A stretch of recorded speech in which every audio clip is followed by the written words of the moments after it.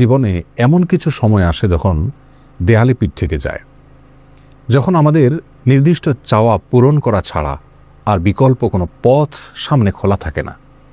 এ ধরনের পরিস্থিতিতে আল্লাহ রাব্বুল আলামিনের কাছে আমাদের মনের একান্ত কামনা বাসনাগুলোকে পূরণ করবার জন্য একটি বিশেষ পথ বাতলেছেন আমাদেরকে প্রিয় নবী সাল্লাল্লাহু আলাইহি ওয়াসাল্লাম, আর সেটি হলো ইসমে আযম।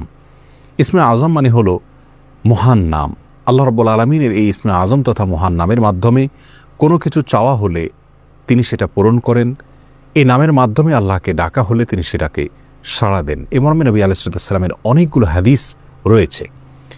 অনেক উলামা একরাম ইসমে আযম সম্পর্কে বলেছেন যে এটি হলো আল্লাহ রাব্বুল আলামিনের যে মূল নাম আল্লাহ, সেটি তার অনেকগুলো গুণবাচক নাম আছে। তমধ্যে থেকে আল্লাহ রাব্বুল আলামিনের যে মূল নাম আল্লাহ, এই আল্লাহ এই নামের মাধ্যমে আল্লাহ রাব্বুল আলামিনকে ডেকে যদি বান্দা কোনো কিছু চান কায় মনোবাক্যে অন্তরের গভীর থেকে, তাহলে সে দোয়া আল্লাহ রাব্বুল আলামিন অবশ্যই কবুল করেন। এজন্য কোনো কিছু আল্লাহ রাব্বুল আলামিনের কাছে চাওয়ার আগে যদি আল্লাহ বলে ডেকে ভালোবাসা থেকে, আস্থা থেকে, ভরসা থেকে, কায় মনোবাক্যে দীনতাহীনতার সাথে আল্লাহকে ডেকে যদি কেউ দোয়া করেন, তাহলে সে দোয়া আল্লাহ রাব্বুল আলামিন ফিরিয়ে দেন না। ইসমে আযম সম্পর্কে আরও নির্দিষ্ট করে আমরা নবী আলাইহিস সালামের যে হাদিসটি দেখতে পাই, সেটি তিরমিজিতে বর্ণিত হয়েছে, আরও বিভিন্ন হাদিসের কিতাবে বর্ণিত হয়েছে। সে হাদিস সম্পর্কে বিশ্ববিখ্যাত হাদিসবিদ হাফেজ ইবনে হাজার আল আসকালানী রাহিমাহুল্লাহ ফাতহুল বারীতে লিখেছেন যে ইসমে আযম সম্পর্কে সবচেয়ে বিশুদ্ধতম হাদিস ছিল এটি। আর সেটি হলো এই যে বুরায়দা রাদিয়াল্লাহু আনহু বর্ণনা করেছেন, এক ব্যক্তি নামাজের মধ্যে একবার কিছু বাক্য বলে উঠলেন। নবী সাল্লাল্লাহু আলাইহি সাল্লাম তার কথাগুলো শুনলেন। তিনি বলে উঠলেন, আল্লাহুম্মা ইন্নী আসআলুকা বিআন্নী আশহাদু আন্নাকা আনতাল্লাহ লা ইলাহা ইল্লা আনত আল আহাদুস সামাদ আল্লাযী লাম ইয়ালিদ ওয়া লাম ইউলাদ ওয়া লাম ইয়াকুল লাহু কুফুয়ান আহাদ।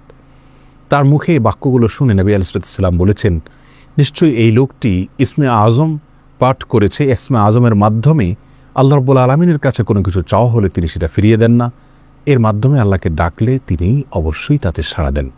এই হাদিসের ভিত্তিতে অনেক মুহাদ্দিসিন ইকরাম বলেছেন এটি হলো সেই দোয়া যেটাকে ইসমে আযম বলা হয়, যার মাধ্যমে এটি পাঠ করার পর আল্লাহর কাছে কোনো কিছু পেশ করলে সেটাকে অবশ্যই আল্লাহ তাআলা পূরণ করেন। মনের যে কোনো ভালো আশা আল্লাহ তাআলা পূরণ করে থাকেন। দোয়াটি আবারও বলছি, আল্লাহুম্মা ইন্নী আসআলুকা বিআন্নী আশহাদু আন্নাকা আনতাল্লাহ লা ইলাহা ইল্লা আনত আল আহাদুস সামাদ আল্লাযী লাম ইয়ালিদ ওয়া লাম ইউলাদ ওয়া লাম ইয়াকুল লাহু কুফুয়ান আহাদ। যার অর্থ হলো, হে আল্লাহ, আমি আপনার কাছে প্রার্থনা করছি এই মর্মে যে, এই জন্য যে, এই ভিত্তিতে যে আমি সাক্ষ্য দেই আপনি আল্লাহ, আপনি ছাড়া সত্যিকারের কোনো মাবুদ নেই, আপনি কারোর মুখাপেক্ষী নন, আপনি একক, এবং আপনি কাউকে জন্ম দেননি, আপনাকেও কেউ জন্ম দেয়নি, এবং আপনার সমকক্ষ আর কেউ হতে পারে না।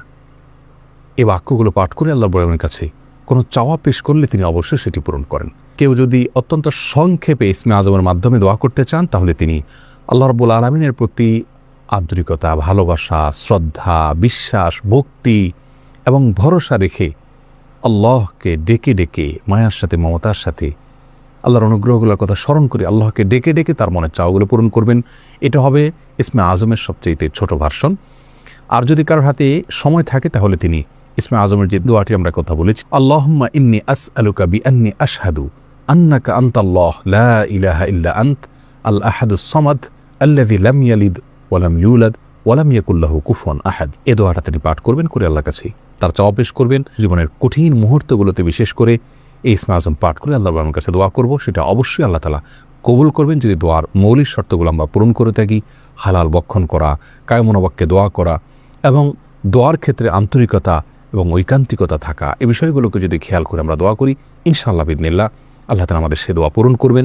কোনো কারণে সে দোয়া যদি পূরণ হতে আমরা না দেখি, তাহলে সন্দেহাতীতভাবে আমাদের বিশ্বাস রাখতে হবে এটা পূরণ এই মুহূর্তে না হওয়ার মাঝে আমাদের জন্য কল্যাণ নিহিত আছে। আল্লাহ তাআলা এর বিনিময় আমাদেরকে আখিরাতে দিবেন।